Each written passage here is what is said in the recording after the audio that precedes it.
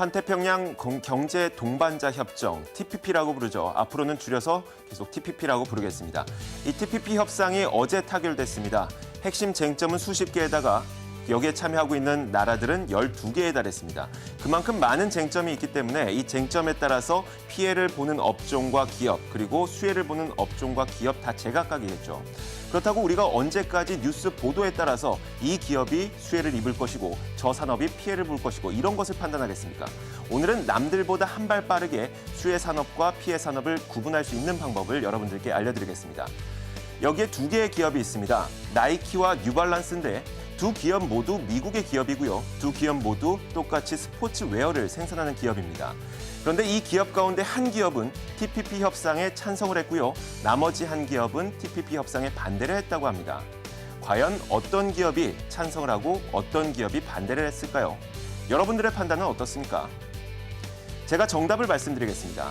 일단 나이키는 TPP 협상에 찬성을 했고 뉴발란스는 TPP 협상에 반대를 했다고 합니다. 그 이유가 무엇이었을까요? 나이키는 주요 생산 거점을 베트남에 갖고 있습니다.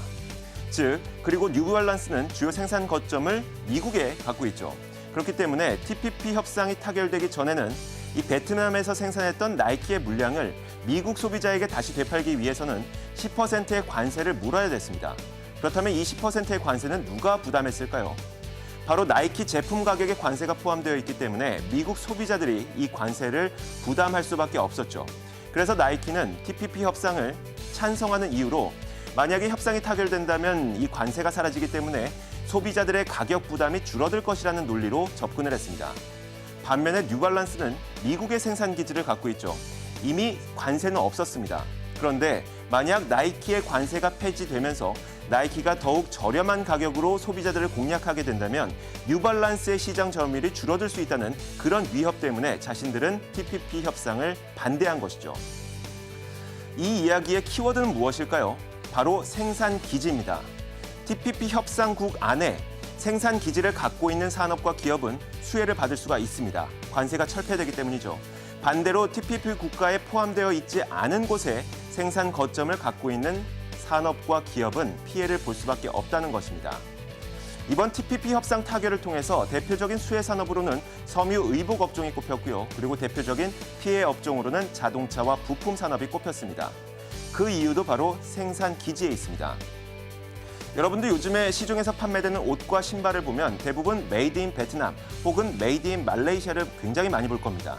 베트남과 말레이시아 모두 TPP 협상 국가 중에 하나고요. 그렇기 때문에 여기서 만든 옷과 신발을 미국으로 수출할 때에는 관세가 존재하지 않게 되죠. 그만큼 수혜를 받을 수가 있다는 겁니다.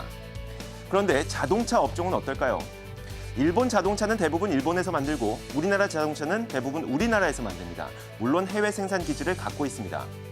일본에서 만든 자동차를 미국으로 수출할 때에는 관세를 내지 않아도 되겠죠. 하지만 우리나라에서 만든 자동차를 수출할 때에는 당연히 관세를 내야 됩니다.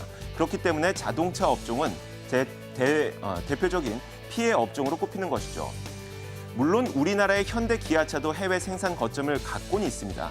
하지만 눈으로 확인해 보는 것처럼 미국을 제외하고 나머지 국가들은 TPP 협상 국가가 아닙니다. 그러니까 미국을 제외하고 나머지 곳에서 생산하는 모든 자동차는 미국에 수출할 때 대부분 관세를 내야 된다는 것이죠. 그만큼 피해를 볼 수밖에 없다는 것을 의미합니다. 물론 협상의 세부적인 내용에 따라서 수혜를 받는 업종과 피해를 받는 업종은 제각각일 겁니다.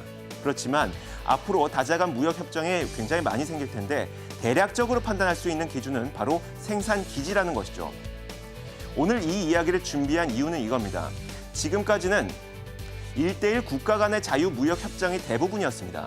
하지만 TPP를 시작으로 여러 개의 국가가 자유무역 협정을 맺는 다자간 자유무역 협정이 앞으로의 대세가 될 것으로 보이는데 만약에 우리가 이 산업, 피해 산업과 수혜 산업을 미리미리 판단하지 않는다면 남들보다 한 발 뒤처진 투자를 할 수밖에 없을 것 같습니다. 그렇기 때문에 우리의 오늘의 키워드, 바로 생산 기지, 이 키워드를 기억하시면서 앞으로 나오는 자유무역 협정에서는 여러분들도 한 발 빠른 투자를 하시길 바라겠습니다. 시장에 있는 남자였습니다.